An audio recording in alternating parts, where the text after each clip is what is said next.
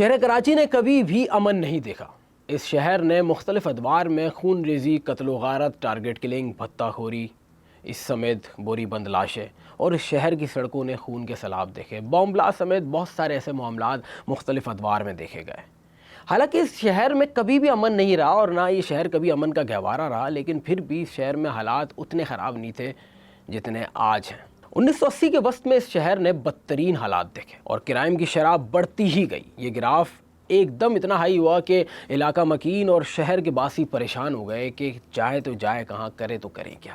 اس کی سب سے بڑی مثال یہ ہے کہ 1980 کی دہائی میں شہر کراچی میں مہاجرین کی بڑی تعداد آئی۔ وہ مہاجرین جو افغانستان سے اپنی جان بچا کر بھاگے تھے، کیونکہ افغانستان میں خانہ جنگی شروع ہو چکی تھی۔ سوویت یونین نے افغانستان پر قبضہ کر لیا تھا اور اسی کے بعد سے مہاجرین نے جو رستہ دیکھا وہ تھا پاکستان، اور بہت سارے افغان مہاجرین کراچی آ کر بسے۔ اور پھر کیا تھا، ان کے ساتھ بہت سارے صحیح لوگ بھی تھے اور کچھ ایسے عناصر آئے جنہوں نے اس شہر کو برباد کرنا شروع کر دیا، جس کے اندر ڈرگ مافیا، گینگ وار اور ایسے عناصر شامل تھے۔ اس کی سب سے بڑی وجہ یہ ہے کہ 1979 میں شہر کراچی میں 2 ایسے کیسز آئے جس کے اندر نشے کے عادی افراد کو اٹھا کر جن اسپتال شفٹ کیا گیا اور وہاں ان کا علاج کیا۔ اور 1980 سے لے کے 1981 تک شہر کراچی دنیا کا دوسرا بڑا ڈرگ سپلائر شہر بن چکا تھا، جہاں پہ ڈرگ کنزیوم بھی کی جاتی تھی اور ڈرگ بیچی بھی جاتی تھی۔ اب آپ دیکھ لیں اور شہر کراچی کے باسیوں نے کیا حالات دیکھے۔ لیکن اسی بیچ میں شہر کراچی میں 1985 سے لے کے 1987 تک جہاں اتنے حالات خراب ہو رہے تھے، وہیں اس بیچ میں پولیس کو کچھ عجیب و غریب لاشیں ملنا شروع ہوئی۔ یہ لاشیں کچھ اس طرح ہوتی تھی کہ فٹ پاتھ پہ پڑے لوگوں کے سر پہ ایک زوردار آلے سے حملہ کیا جاتا اور ان کا مغز باہر کر دیا جاتا۔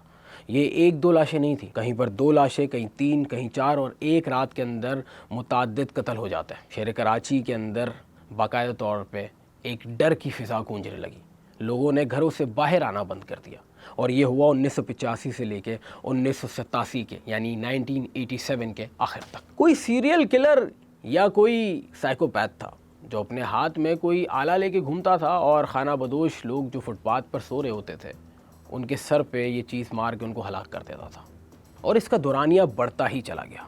بات ہے 8 اپریل 1985 کی۔ ملتان سے تعلق رکھنے والے اللہ وسایا خیبر مل کے ذریعے کراچی پہنچے تھے۔ یہ وہ دور تھا جب کراچی میں لوگ راتوں کو جلدی سو جایا کرتے تھے، کیونکہ نہ سوشل میڈیا تھا، نہ کوئی مشغلہ تھا۔ رات بازار بھی جلدی بند ہو جایا کرتے تھے اور آفیسز سے لوگ آنے کے بعد رات کی چائے پی کے سو جایا کرتے تھے، ایک آخری خبر نامہ دیکھتے تھے اور اس کے بعد لوگوں کا آخری کام صرف اور صرف آرام کرنا ہوتا تھا۔ اللہ وسایا لیٹ نائٹ کراچی پہنچے تو انہوں نے سوچا کہ اپنے رشتہ داروں کو تنگ کرنے سے اچھا ہے کچھ دیر میں ہی صبح ہو جائے گی، کیوں نہ رات سڑک پر گزار لی جائے۔ لیکن یہ ان کی سب سے بڑی غلطی تھی۔ انہوں نے ایک پل کے نیچے رات گزارنے کا سوچا، اور جب وہ سوئے اور ان کی آنکھ کھلی تو وہ خون میں لت پت تھے۔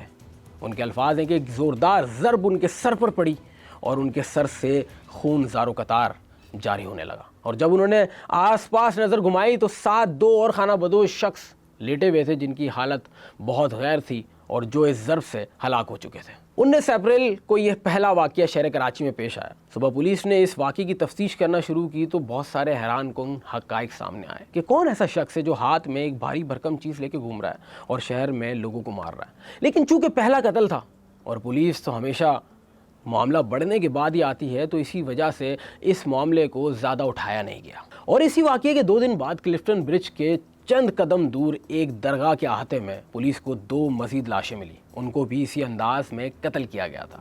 جہاں محفل سما باندھی جاتی تھی اس سے چند دور یہ لاشیں پڑی تھی اور بہت بری حالت میں تھی۔ اور چند ہفتے بعد 21 اپریل کو اسی طرح سے سٹی اسٹیشن کے پاس بھی 3 ایسی لاشیں پولیس کو صبح ملی۔ یہ قتل رات کے اندھیرے میں کیا جاتا تھا، جب صبح کی روشنی ہوتی تھی تو پولیس کو یہ ساری لاشیں ملتی تھی، اور اسی طرح کی لاشیں 21 اپریل کو بھی ملی۔ 3 افراد کو سٹی اسٹیشن پر مارا گیا تھا اور سر پر ضرب لگائی گئی تھی، جس میں سے 1 کولی تھا اور 2 خانہ بدوش تھے۔ کولی کی تو شناخت ہو گئی تھی لیکن خانہ بدوش شخصیات کی شناخت نہیں ہو پائی تھی۔ اور اسی رات کارساز کے مقام پر پولیس کو ایک ایسی لاش اور ملی جس کے سر پر ضرب لگائی تھی اور اسی طرح سے قتل کیا گیا تھا، اور اس دورانیے میں ان تمام لاشوں کی شناخت نہیں ہو پائی تھی، جس میں سے 2 سے 3 ایسی لاشیں تھیں جن کی شناخت ہو پائی تھی، اور اس کا دورانیہ بڑھتا ہی جا رہا تھا۔ تقریباً 9 ایسی لاشیں پولیس کو مل چکی تھیں۔ اب اس کے بعد کیا تھا، پولیس کے محکمے میں دوڑیں لگ گئی کہ کون یہ شخص ہے جو ہاتھ میں ہتھوڑا لے کے گھوم رہا ہے۔ اب تک پولیس کو نہیں معلوم تھا کہ یہ شخص ہے یا اشخاص ہے، یعنی بہت سارے لوگ ہیں۔ پہلے تو یہ واقعات سنسان گلیوں میں ہوا کرتے تھے، خانہ بدوش لوگ اس کا نشانہ بنتے تھے تو شاید انتظامیہ کو اس کا اندازہ نہیں تھا یا انتظامیہ نے غور کرنے کی کوشش ہی نہیں کی، لیکن اب کی بار کچھ ایسا ہوا جس نے انتظامیہ کو ہلا کر رکھ دیا۔ پورے شہر میں خوف کی فضا پھیل گئی، پورا شہر پریشان ہو گیا، لوگوں نے گھروں سے باہر نکلنا بند کر دیا، لوگ گھروں میں محصور ہو گئے تھے کیونکہ اب کی بار کچھ ایسا ہونے جا رہا تھا جس نے سب کو حیران کر دینا تھا۔ ریلوے اسٹیشن کے پاس گولی مار کے علاقے میں ایک گھر تھا جس میں سے پولیس کو صبح 7 لاشیں ملی۔ ایک کمرے میں 4 لاشیں تھیں اور دوسرے کمرے میں 3 لاشیں جس میں 2 بچوں کی بھی لاشیں تھیں، اور ان کو اسی طریقے سے قتل کیا گیا تھا اور سب کے سروں پہ ضرب لگائی گئی تھی اور مغز باہر کر دیا تھا۔ صرف ایک بچہ بچا تھا جو شاید قاتلوں کی نظروں میں نہیں آیا تھا کیونکہ وہ سوتے ہوئے اپنے پلنگ سے سلپ ہو گیا تھا۔ اور اس کے بعد کیا تھا؟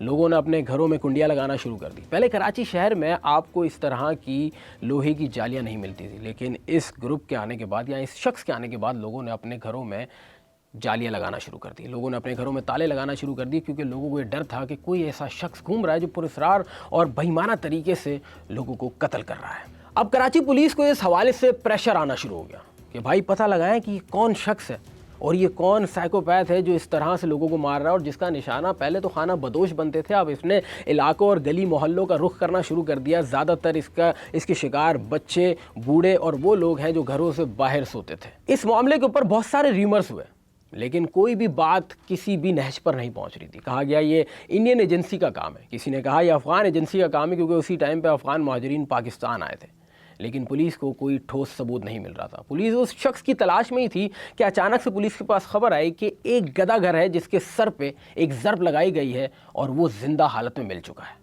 اب پولیس کے پاس گواہ تھا کہ یہ شخص کون ہے، شاید اس نے اس قاتل کو دیکھا بھی ہو۔ پولیس اس کے پاس جناح اسپتال پہنچی، جب وہ اسٹیبل ہوا تو اس سے سوال کیا گیا کہ یہ کون شخص ہے، تو اس نے کہا کہ میں رات کو تھک کر سو رہا تھا، تقریباً 3 سے 4 بجے کا وقت تھا، اچانک سے میری آنکھ کھلی، گاڑی کے بریک لگنے کی آواز آئی تو میں اٹھ کے دیکھنے لگا تو 4 لوگ میری طرف آنا شروع ہوئے جنہوں نے سفید کپڑے پہنے ہوئے تھے، منہ پہ ڈھانٹے تھے یعنی نقاب باندھا ہوا تھا، اور وہ تیزی سے میری طرف آ رہے تھے۔ ان کے ہاتھ میں ایک بڑا ہتھوڑا تھا جو انہوں نے میرے سر پر دے مارا اور میں بے ہوش ہو گیا، اور میرے ساتھ سوئے ہوئے 3 افراد کو بھی انہوں نے اسی طریقے سے ضرب لگائی اور وہ مجھے مردہ حالت میں سمجھ کے چھوڑ کر چلے گئے۔ اب پولیس کو اس بات کا اندازہ ہو گیا تھا کہ یہ ایک شخص نہیں، یہ پورا گروہ ہے جو یہ منظم کرائم کر رہا ہے، اور یہ بات اخباروں تک پھیلنے لگی۔ رپورٹرز تک یہ جب بات گئی تو رپورٹرز نے اس کو نام دیا ہتھوڑا گروپ، یعنی ایک ایسا گروپ ہے جو ہاتھ میں ہتھوڑا لے کے پورے شہر میں پھرتا ہے، جو گداگروں کو، خانہ بدوشوں کو، یہاں تک کہ علاقہ مکینوں کو اس کا نشانہ بناتا ہے۔ پھر کیا تھا؟ شہر کراچی میں لوگوں نے باہر سونا چھوڑ دیا اور اس پہ بہت ساری باتیں قیاس آرائیاں بھی ہوئیں کہ کوئی ایسا